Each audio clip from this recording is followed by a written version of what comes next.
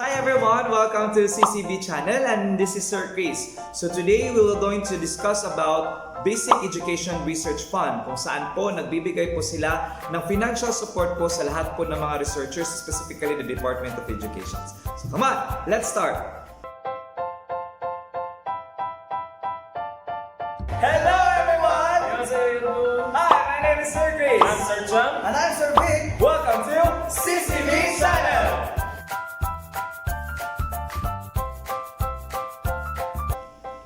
So this is the Basic Educational Research Fund or BERF. You can find this DepEd order or DepEd memorandum number 16 2000 series of 2017. In page 11, we have here fund sources.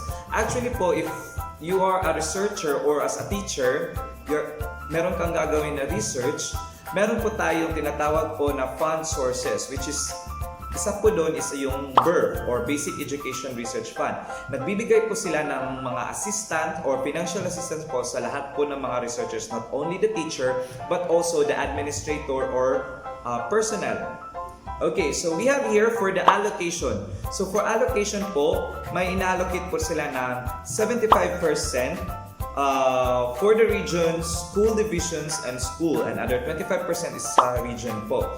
So, nagbibigay po sila ng allocation if you have a proposal. So, ang una po niyo pong gagawin po ay magsasubmit po kayo ng proposal. And last video po is, yung nakaraang video ko po is, nilagay ko po doon kung paano po gumawa ng action research proposal. Okay? So, hindi nyo pa po nakikita yung video ko about how to submit proposal in action research, ilalagay ko po sa description yung link po. Okay? Or you can visit the CCB channel.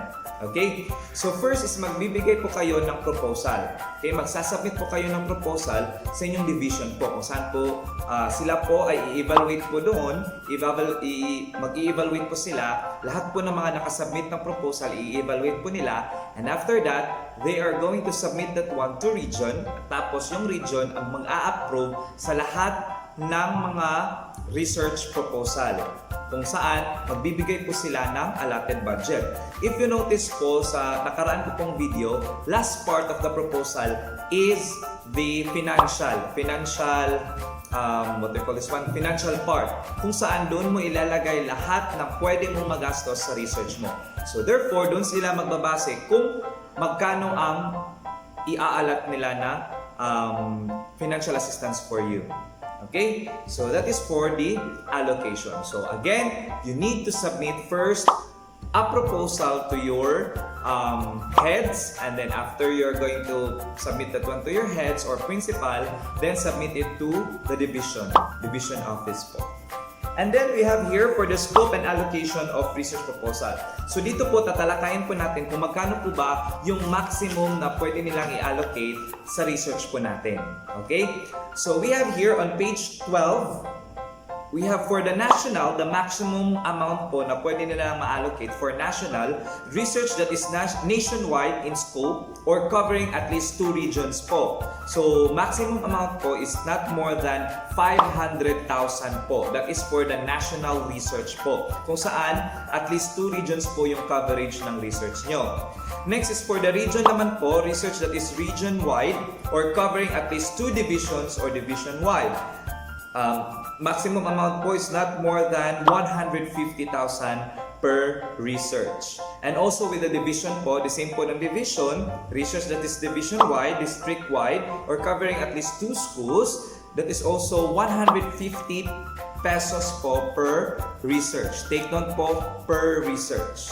And how about naman po yung school? So school division, for example, katulad po natin mga teachers, magkano po ba yung maximum na fund na pwede nating makuha or financial assistance po na makuha po natin?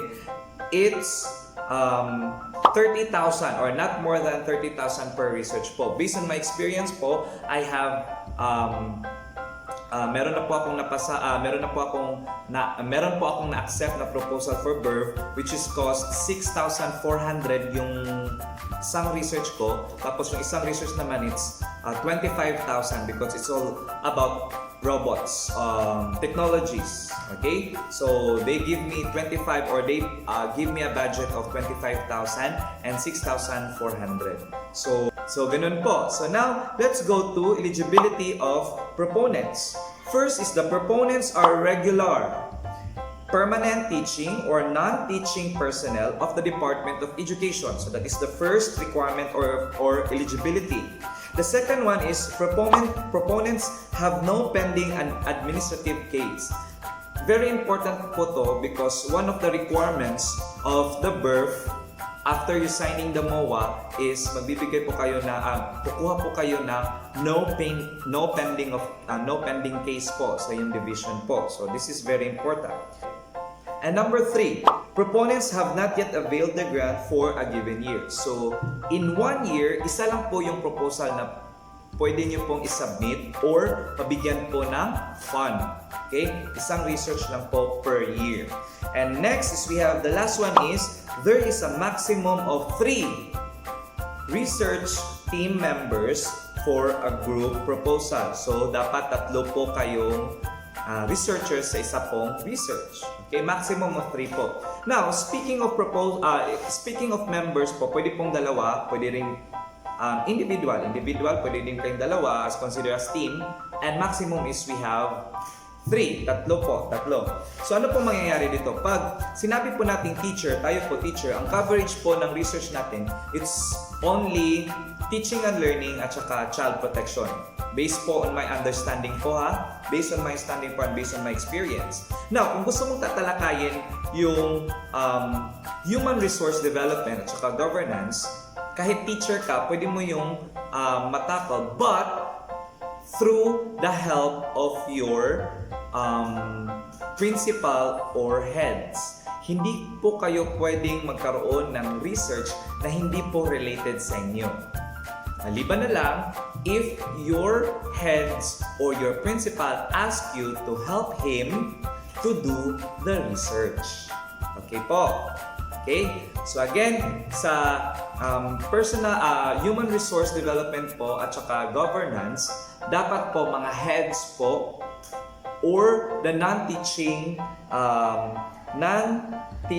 personnel po ang magkakandak nun. If you're involved as a teacher, dapat meron kang, what we call this one, meron kang basbas sa inyong mga department at saka principal. Hindi po natin yun, as a teacher, hindi po natin yun coverage po ng gawain natin, yung human resource at saka governance. So, if your heads will try to ask your help, then you can have the research with them. Okay. Now, we have here eligible and non-eligible activities and expenditures. Okay, ano ba yung pwede nating bilhin or ano po ba yung pwede nating gawin sa pera if nag-grant po yung request natin or yung proposal natin.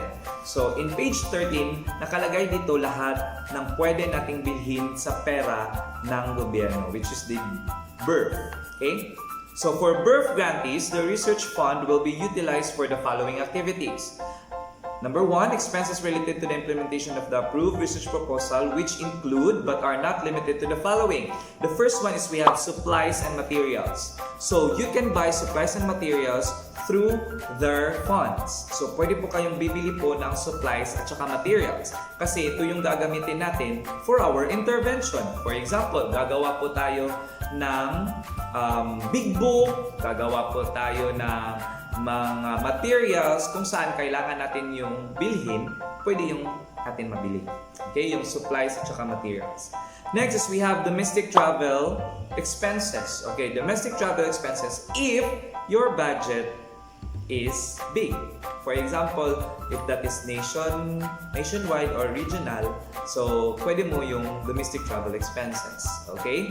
So pwede yun. But subjected pa rin yun sa mga supervisors na assigned sa inyong research po. Next is we have communication expenses. We have also reproduction, printing, and binding costs. So, for example, reproduction, printing, at saka binding costs, halimbawa yung study ko po, it's all about making a manual for practical research. So, pwede sa binigay po sa akin na budget, which is 6,400, dun po is pwede ko pong ilagay yun for printing. But again, sa Department of Education, you need to have the canvassing. So mag-canvas po tayo, saan po tayo makakamura. So again, reproduction, printing, and binding cost. Pwede po yun sa ating research po or sa fund. Next is we have food and other we have other expenses related to the conduct of research. And lastly, we have related to research dissemination. So yun lang po. Next naman po is sa talakayan naman po natin is yung ano yung hindi pwede nating bilhin sa ating allocated na fund. First is we have equipment. Bawal po yung equipment. For example, printer. Bawal po yung printer. Next is we have TV. Bawal po yung TV. Okay, meron kayong budget na 25,000 tapos bibili kayo ng TV, hindi po yun pwede. Kaya hindi po yung kasali na pwede nating bilhin through research. Next is we have salary or overpay or honorarium for the resource person, statistician, and other service providers. Bawal din po yung mga sahod at saka honorarium. If you're going to conduct what we call this one, bawal po yun. Conduct a seminar for your research, bawal po yung honorarium. Next is we have utilities. And lastly, we have all overseas travel and all items not included in the approved research proposal.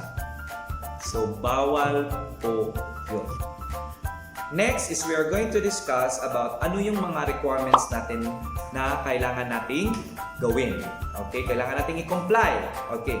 After na mabigyan kayo ng approval, which is mabigyan kayo ng allocation, na mabibigyan na kayo ng allocation or budget sa inyong research, is magtatawag po ng meeting yung division office po, which is the research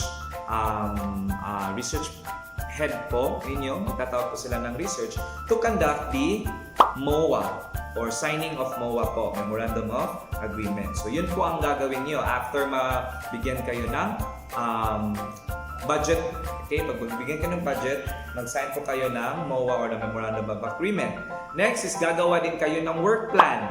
Okay, gagawa kayo ng work plan kung saan ididetalye lahat kung ano yung gagawin nyo for the entire SEM, for the entire class, or for the entire school year. Okay? Next is we have certificate of acceptance for the deliverables. So, bibigyan po kayo ng mga certificates. And also, you are going to get some certificate, like for example, certificate of no pending case. Okay? Gagamitin nyo po yun pag mag-a-apply kayo sa Bureau of Treasuries. Okay? Mag-a-apply kayo ng Bureau of Treasuries kung saan lahat po ng 5,000 and above, na allocated na pera po, lahat po ng mga nag-grant ng 5,000 above, magbabayad po tayo sa Bureau of Treasuries. Okay? So meron po kayong mga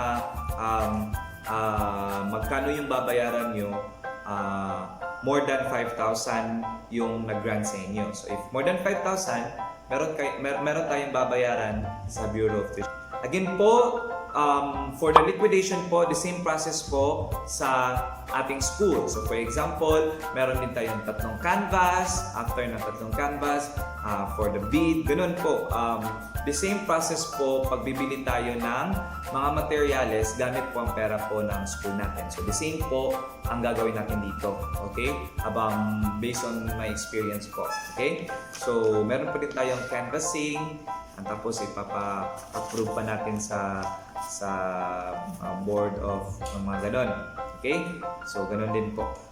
Next is, lastly, is we have submission of deliverables. To facilitate the release of funds, grantees will submit their deliverables to the Secretariat as indicated in their approved work plan. The Secretariat will review and submitted documents and send completed staff work to the concerned research committee for the issuance of the letter of acceptance. So, ganun lang po. Yun lang po ang gagawin po natin para po mabigyan po tayo ng budget po para sa research natin. Hindi po madali po na magkaroon po tayo ng research na gamit po yung pera natin. But, in my experience po, I conducted more than 3 research, and that more than 3 research po is based po on my experience. Ako po yung nag-fund. Sarili ko pong pera po ang ginugol ko po para sa research. So, meron po nagsabi sa akin, meron pong BERF. Meron pong BERF. So, pwede po kayong mag-apply sa BERF para po yung research nyo is mabigyan po ng fund. And I'm happy na na-experience ko po yung BERF. Okay po. So, hopefully po, meron po akong mga na-share sa inyo at meron kayong natutunan sa video na ito. And I think that's all for today, and thank you so much. Hopefully, meron po kayong natutunan sa video na ito. And please don't forget to subscribe for more updates. And then don't forget to share this video to your friends or your colleagues. I will going to give all the description, I will going to give all the memorandums or ano yung kailangan nyo for the proposal for the BERF sa link po. Sa link po, ilalagay ko lahat ng mga kakailanganin po para po sa BERF or BERF proposal. Hopefully, we will see each other for the regional or national research conference. This is Sir Chris, and have a great day. Bye!